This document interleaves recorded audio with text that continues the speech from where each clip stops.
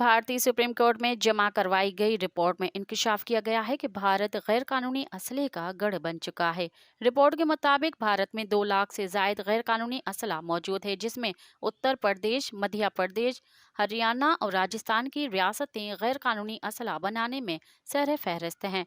Report के मुताबिक सिर्फ बिहार में गैर कानूनी असला बनाने की 91 फैक्ट्रियां मौजूद हैं, जबकि एडवोकेट नागा मट्टू का कहना है कि गैर कानूनी असले के बढ़ते इस्तेमाल की वजह से हिंदुस्तान में बढ़ती हिंदू इंतहा पसंदी है। रिपोर्ट में कहा गया है कि मोदी राज के दौरान सिर्फ उत्तर प्रदेश में गैर कानूनी असले का इस्तेमाल 3 गुना बढ़ गया, जहां मोदी सरकार के आने के बाद से गैर कानूनी असला की तादाद 13,000 से 30,000 से भी जायद हो गई।